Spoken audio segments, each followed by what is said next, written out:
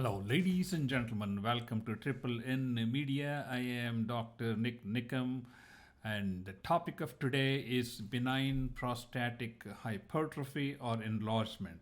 That is the enlargement of the prostate that is at the beginning of the ureter, just below the bladder. You can see here in this picture, it is the prostate that is circling the proximal portion of the urinary tube just below the bladder. When this tissue increases in size, not only it expands outside, but it also encroaches on the lumen of the ureter, leading to streaming of the urine, narrow stream, and all the other symptoms associated with that. So let us take a deep look into this and how we can do certain things to minimize the symptoms and complications.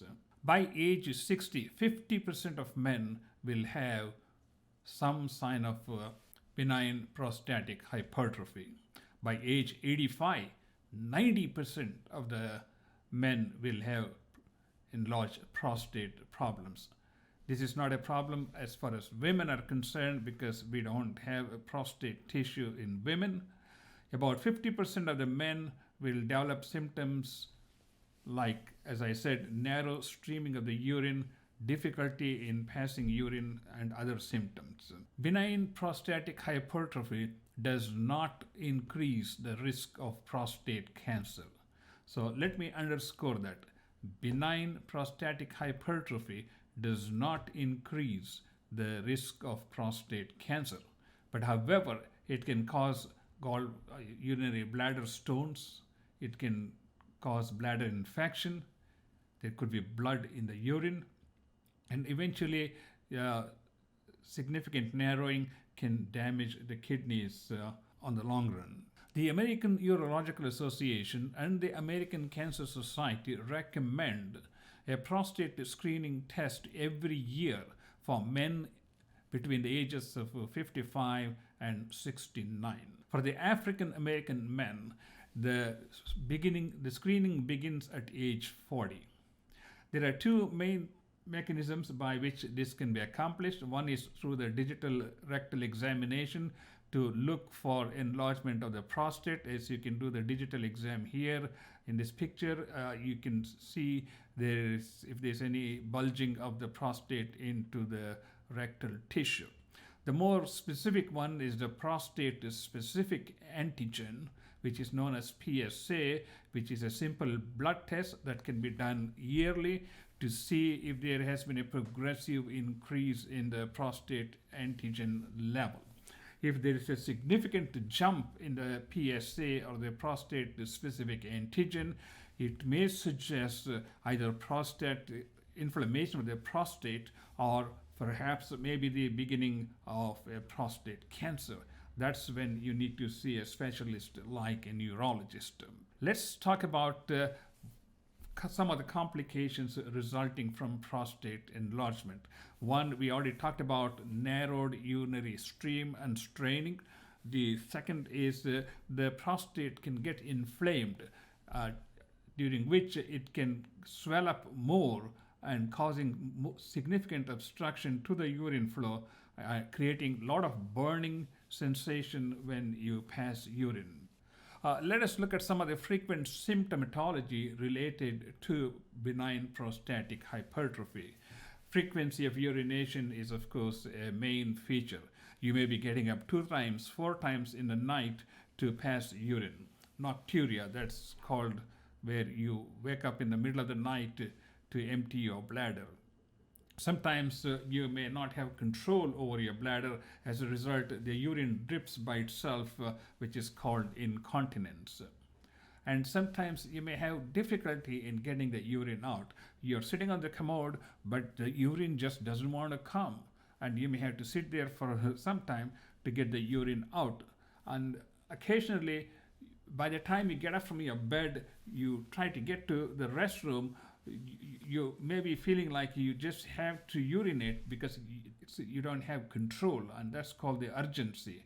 And of course, because of the obstruction, the urine backs up in the urinary bladder, resulting in bladder distension and urinary retention. Whenever there is urinary retention in the bladder, it is prone for infection. So the prostate obstruction can also lead to bladder infections. What are the conditions that can predispose to the prostate enlargement? Of course, it's the age. It's unavoidable. If you're going to get old, you're going to have a likely chance of an enlarged prostate. Sometimes it could be genetic, where you may see that in the earlier age group. Diabetes is another effective factor. Erectile dysfunctions may be associated with the enlarged prostate. Obesity is also supposed to be one of the risk factors for prostate enlargement. As the rest of the body increases in size, the prostate may also increase in size, but then it can cause urinary obstruction. What are some of the things you can do to deal with prostate enlargement? You cannot do a whole lot of things to shrink the prostate by doing natural remedies. There could be, but generally not. But we can improve the urine stream and reduce the frequency of urination by taking certain steps, by eating healthy diet, which are rich in omega-3 fatty acids, limiting alcohol and caffeine, avoiding drinking too much water just before you go to bed. Otherwise, you'll be getting up every 2 hours to empty your bladder. Practice double voiding. You void, you try to void some more. You can try some natural home remedies, but that is dependent upon your urinate while sitting down. That will help to empty your bladder better than when you're standing up. Normally speaking, men are used to standing up and urinating as long as they don't have prostate enlargement encroaching on the urethral lumen. However, when you have an enlarged prostate, it's a lot easier to sit down and urinate. It helps with the urination by compressing the bladder. Number two, because of the double stream or triple stream that you may get with enlarged prostate, you're not going to be wetting your pant every time you stand up and try to urinate. So that's another social issue you need to be concerned about. You need to be eating fruits and vegetables. And of course, you should avoid medications that can aggravate symptoms of prostate problems. There are a whole host of home remedies. You can pause this video, look at these and try. I take zinc for a different reason, but there are a whole lot, like a saw palmetto berry, and these are supposed to help with urination. Some of them are supposed to help with shrinking the prostate. I think your guess is as good as mine. I would just say, so for example, some people claim that saw palmetto berry is supposed to be very useful in reducing the prostate size. If that's so, Google it, look at and see if there are any articles in a reputable medical journal. If it is, find out what dosages were used and how long they were used. Then you can try one of those or any one of these. It's up to you. And let's move on to the first thing you need to do is, if you are having problem with urination, you need to get checked by a doctor, because first of all, the doctor needs to check you, as I said, through the digital examination and of course the blood test, because the main thing we are concerned is trying to differentiate between benign prostatic hypertrophy versus prostate cancer.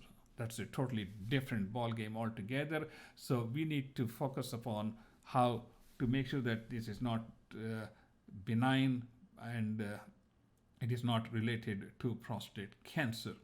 Yeah, here are some of the drugs that are used to, one, shrink the prostate or relax the bladder neck, so more urine can get through the urethra.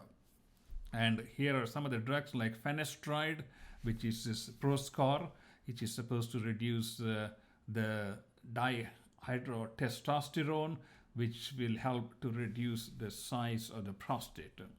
And there are other drugs which I said relax the muscle in the prostate to reduce the tension on the urethra. The drugs in this group includes terazosin or Hytrin, doxazosin or Cordura, tamsulosin or Flomax, alphazocin or Urethral, and Silodocin. The side effects of these are lightheadedness, weakness, and retrograde ejaculation. Lightheadedness can be a significant problem, especially when you use these more potent drugs like Cordura, and something that you may have to take into account and maybe try the drugs in the evening, something like that. There are certain surgical procedures that are available. I'm just going to name those. The best thing would be for you to sit down with the surgeon and have them explain to you, or maybe show you a video as how this is performed and what are the ramifications. Transurethral resection of prostate, or TURP as it is called. It is one of the oldest forms of surgery. That is where the removal of the tissue blocking the urethra with a special instrument. Its side effects include bleeding, infection, impotence, incontinence, and retrograde ejaculation. Some of the newer types of surgeries include transurethral incision of prostate, TUIP. They take two small cuts in the bladder neck where the urethra and the bladder join and increase the size of the urethra at the bladder neck level. This is where they try to sort of use electrical energy to shrink the size of the prostate. The transurethral Electro Vaporization. Transurethral Electro Vaporization. That's where you vaporize some of the prostate tissue using electrical energy. And in the green light laser treatment, the same principle is used, but here a laser beam is used to sort of reduce the size of the prostate. And these are some of the surgical procedures, and this is a quick overview of prostate enlargement and medical treatment and what you're supposed to do and some of the surgical options available. And there are some other options like prostate urethral lift. I don't even know what that is, but you can read it. Water vapor therapy, similar to the laser and electrical therapy, where hot water is injected into the prostate tissue to kill some of the cells, which will reduce the size of the prostate and thus reduce the encroachment on the urethra. So, ladies and gentlemen, this is a very quick synopsis of benign prostatic hypertrophy, or BPH, that is prostate enlargement, and what are the symptoms and how do you deal with them. Thank you so much for watching. We have a lot of simple life lessons like these. You're welcome to watch them, and please do subscribe to our YouTube channel, and I will see you in the next video. I am Dr. Nik Nikam.